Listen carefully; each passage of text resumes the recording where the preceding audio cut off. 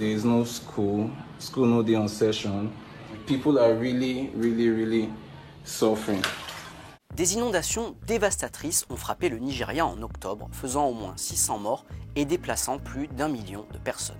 Dans les communautés situées le long des fleuves Niger et Benue, les eaux ont atteint un niveau record de 13 mètres de haut. Dans l'état de Bayelsa, au moins 700 000 personnes ont été déplacées. C'est là que vit notre observatrice, Layefa Obo. We have experienced floods before in the past on different occasions, but this flood of 2022 it's surpassing that because it's taking lives, it's getting bigger and bigger. The water is still rising.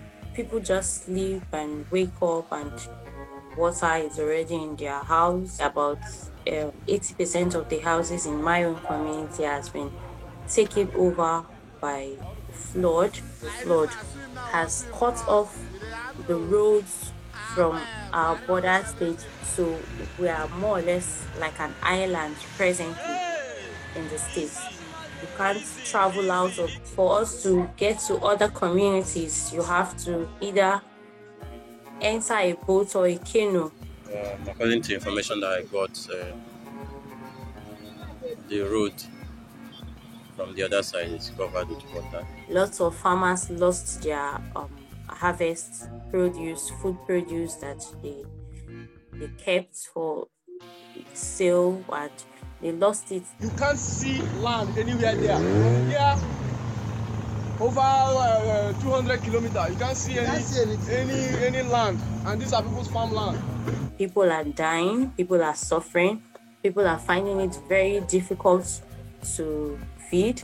Les autorités nigérianes affirment que les précipitations records expliquent ces inondations. Mais beaucoup d'analystes ont pointé du doigt d'autres critères, comme par exemple un réservoir au Cameroun voisin.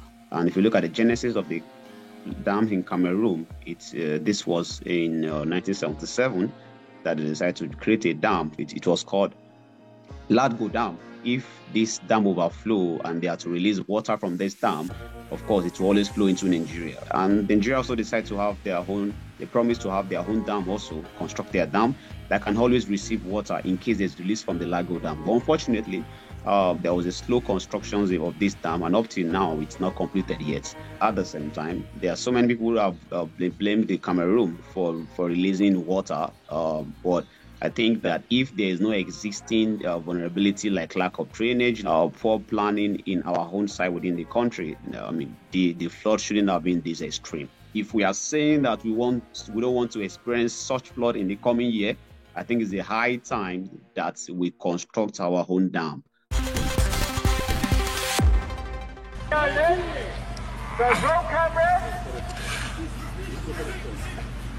Ces trois vidéos, on les voit très régulièrement à la rédaction des Observateurs et elles ont deux points communs. Le premier, elles accusent l'Ukraine de fabriquer des mises en scène pour émouvoir l'opinion publique dans la guerre avec la Russie. Et le deuxième, ce sont toutes des intox avec des images hors contexte. Voilà pourquoi. Premier exemple, des réalisateurs qui tourneraient une mise en scène sur les atrocités présumées des troupes russes dans la ville de Gostomel. Cette vidéo a été postée sur un compte TikTok en août dernier. Son auteur précise dans les commentaires: c'est un film documentaire La Région des Héros sur les événements de Boutcha, Irpin et Gostomel. Effectivement, un film qui s'appelle La Région des Héros sort bien le 24 novembre. Il raconte le quotidien d'habitants dans l'oblast de Kiev sous l'occupation russe. Sur la page Instagram de la société de production, on retrouve d'ailleurs les mêmes éléments de décor que dans la vidéo. Ce n'est donc pas une mise en scène pour les médias, mais juste le tournage d'un film. Ici, c'est encore une accusation de mise en scène avec des Ukrainiens qui s'enfuient. L'acteur américain Sean Penn et son équipe de production seraient même à la réalisation. Mais là encore, c'est faux. Avec une simple recherche d'images inversée, on retrouve la vidéo sur YouTube en 2013. La scène a été tournée pour le film Invasion Planet Earth dans les rues de Birmingham, en Angleterre. On peut même retrouver l'extrait de ce tournage dans la bande-annonce du film. C'était donc encore une intox. Enfin, terminons avec cette vidéo. Cet homme est présenté comme un réserviste ukrainien qui jouerait la comédie pour les caméras occidentales. Eh bien, on a retrouvé cet homme sur TikTok et on l'a appelé. Я Петр Шеригин, Я украинский актер. Это видео – это фрагмент музыкального видеоклипа нашей прекрасной украинской певицы Анны Ханиной. Песня называется «Колыбельная». Это песня о войне, которая идет сейчас в Украине. И режиссер еще сказал: понимаешь, я хочу, чтобы ты в этой боли показал не только боль контузии, вот покажи боль войны, горе войны, ужас войны, покажи в этом крике вот это все вот. И мне начали звонить, что этот эпизод начинает использовать в фейковых новостях. Я вам скажу, что украинцев не сломят ни фейковые новости, ni обстрелы. Si vous avez un doute sur une vidéo, n'hésitez pas à nous l'envoyer sur le compte Twitter @infointoxf24. Nos équipes la vérifieront pour vous.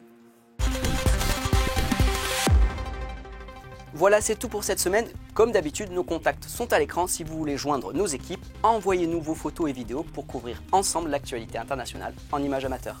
À bientôt.